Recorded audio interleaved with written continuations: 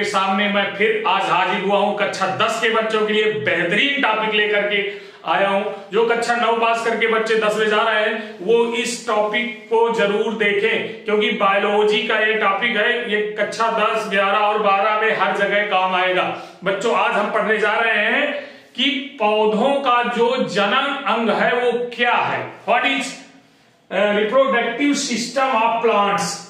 तो ये reproductive system of plants जो है पौधे का पुष्प होता है, ये जानकारी आप ले लीजिए।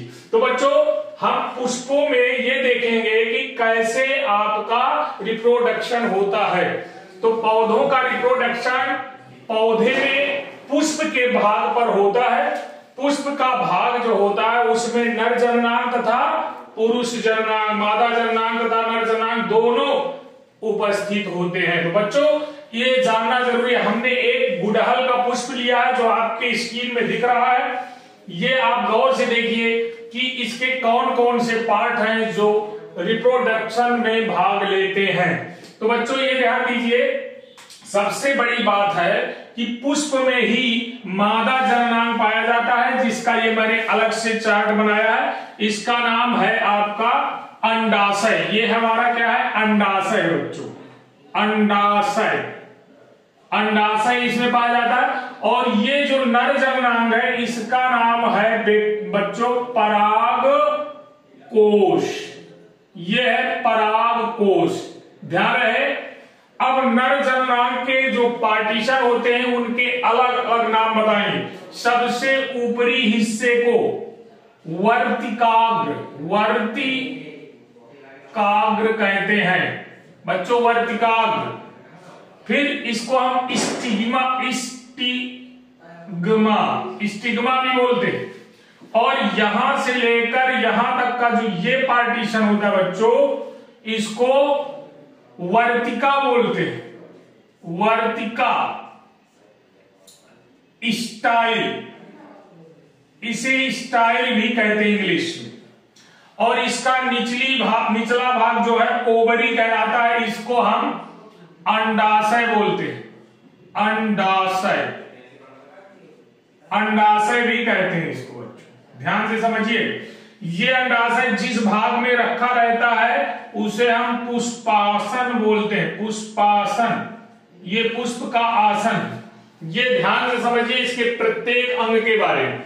दूसरी बात, नर जननांग के कई भाग होते हैं। नर जननांग का पहला भाग हो जाता है परागकोश, दूसरा है पुतंतु, पुतंतु जिस पर ये टीका होता है इसको हम पुतंतु बोल देते हैं। ये देखिए ये भाग हमारा पुतंतु कहलाता है।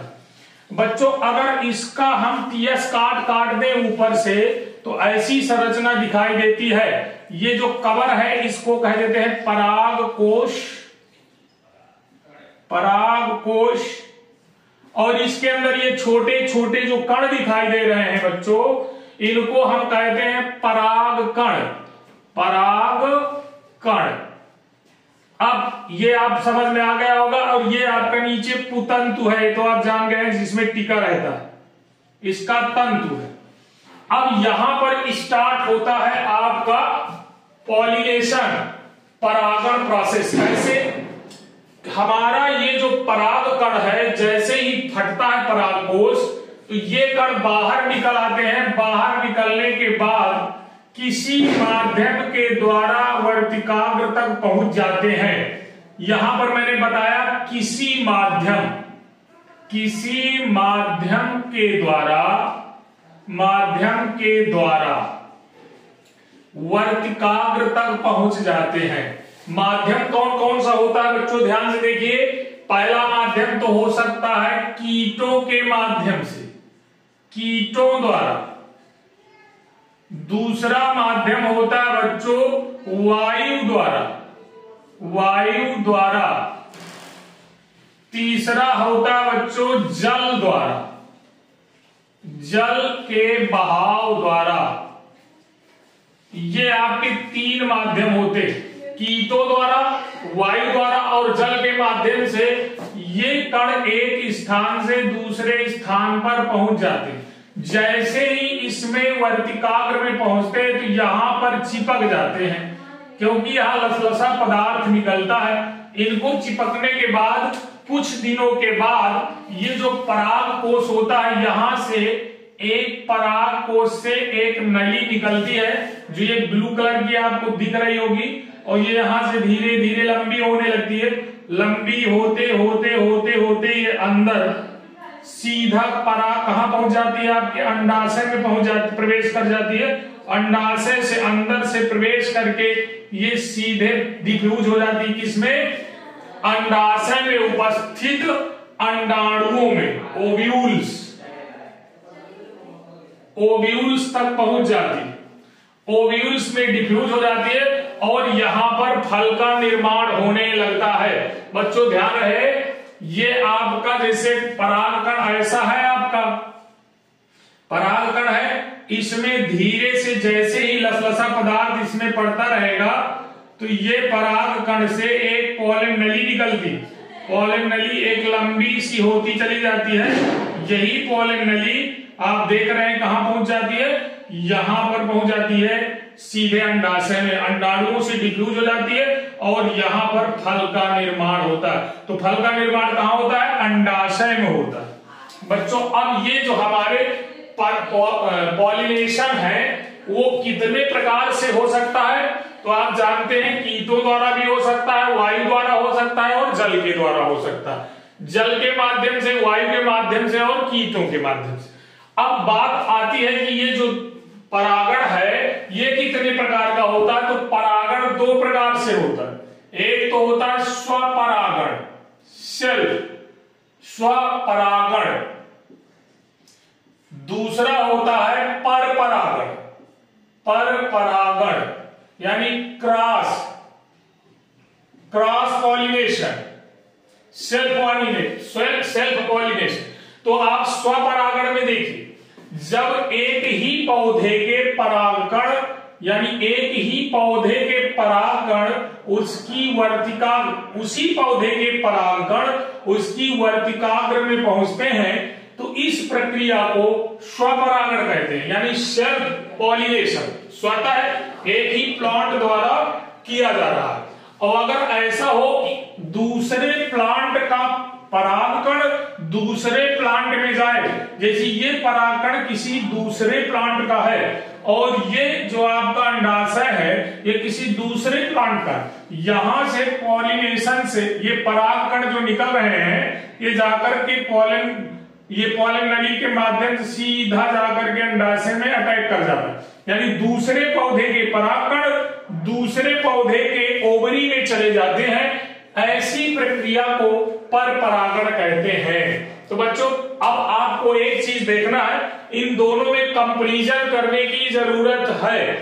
अगर स्वपरागण है तो पौधे में जितने गुण उसके माता पिता में होंगे सेम उसी तरह के सारे कैरेक्टर्स पाए जाएंगे, यानी वो जितना लंबा होगा उतना ही लंबा पौधा बनेगा, जितना चटकीले रंग का होगा उतना ही रहेगा, ज्यादा आकर्षक नहीं होगा, ज्यादा उसमें सारी चीजें बहुत ज्यादा नहीं हो सकती, जैसी हैं वैसी ही रहेगी। लेकिन जब क्रॉस पॉलिनेशन के थ्रू प्लांट बनता है तो क्रॉस पॉलिनेशन की कुछ विशेषताएं हैं, उनको ध्यान में रख लीजिए, ये बहुत पूछा जाता है। पहला नंबर क्रॉस पॉलिनेशन में ये ध्यान रखना है कि पादप में जो जेनेटिक लक्षण होंगे वो अपने माता पिता से अधिक प्रभावशाली होंगे, यानी जनद से अधिक प्रभावशाली होंगे, अधिक प्रभावशाली होंगे। दूसरी बात, उन पौधों के पुष्पों का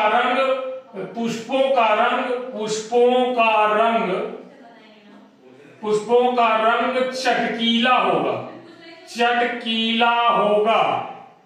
चटकीला रंग होने के कारण कीटों को ज्यादा आकर्षित करेंगे,